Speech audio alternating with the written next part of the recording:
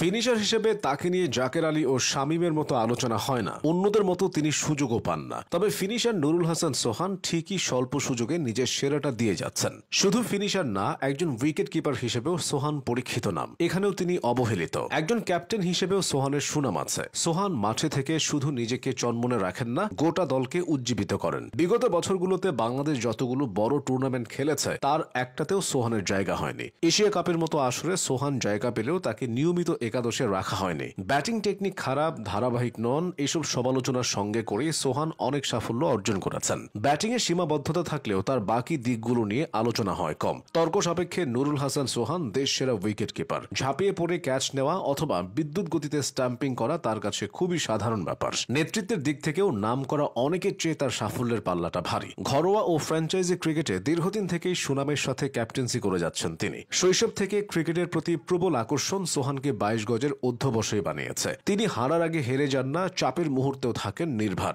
এ কারণেই অন্যান্য অধিনায়কদের থেকে সহজেই তাকে আলাদা করা যায়। সোহান 3 ফরম্যাটে বাংলাদেশের জার্সি গায়ে চাপালেও কখনোই থিতু হতে পারেননি। অন্যভাবে দেখলে তাকে থিতু হতে দেওয়া হয়নি। রঙিন পোশাকে না হলেও অন্তত সাদা পোশাকে প্রায় সকল দেশ স্পেশালিস্ট উইকেট কিপারের দিকে ঝুঁকে। সেখানে বাংলাদেশ হেঁটেছে ভিন্ন পথে। আগে ব্যাটসম্যান, পরে কিপার। টিম ম্যানেজমেন্ট এই কৌশলে বিশ্বাসী, যে কারণে বারংবার অবহেলিত হয়েছেন সোহান। তবে সংক্ষিপ্ত ফরম্যাটের খেলায় বেশ কয়েকবার তার সুযোগ হয়েছে। 2022 সালে জিম্বাবুয়ের সফরের টি-20 সিরিজে তো বাংলাদেশকে নেতৃত্ব দিয়েছিলেন তিনি। নুরুল হাসান সোহান খুলনার ছেলে। সোহানের বাবা কাজী নাসিবুল হাসান সান্নু ছিলেন ফুটবলার। জাতীয় দলে তার খেলার স্বপ্ন পূরণ না হলেও ছেলেকে দিয়ে সেই স্বপ্নটা পূরণ করেছেন। মাত্র 11 বছর বয়সে জেলা অনূর্ধ্ব 13 বয়সভিত্তিক দলের সুযোগ পেয়েছিলেন সোহান। তবে খুলনায় নয়, টুর্নামেন্টটি অনুষ্ঠিত হয়েছিল ঢাকায়। কিন্তু ছেলেকে একা একা ঢাকায় দিতে নারাজ ছিলেন মা জাকিয়া হাসান লাকি। শেষ পর্যন্ত জয় হয়েছে বাবা ছেলের জেদ। অনূর্ধ্ব 13 ক্রিকেটে খুলনার হয়ে নজর কেড়েছিলেন সোহান। এরপর থেকেই তার ক্রিকেটার হয়ে ওঠার গল্পটা শুরু। সোহান নিজে মনে করেন ক্রিকেটে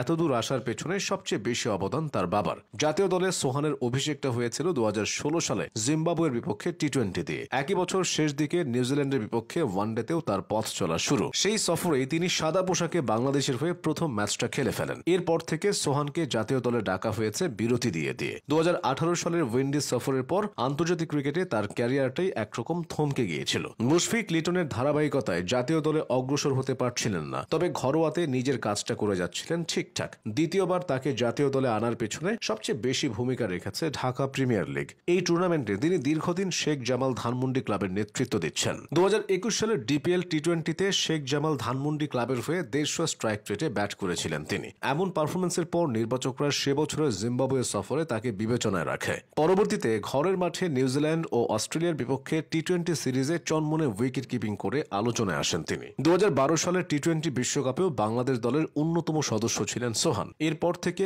আবারও জাতীয় দলে তার জায়গাটা নড়বড়ে হয়ে যায়। 3 ফরম্যাট মিলিয়ে 68টি আন্তর্জাতিক ম্যাচ খেলা সোহান পুনরায় জাতীয় দলে নিয়মিত হবেন, এমনটাই ভক্তদের প্রত্যাশা।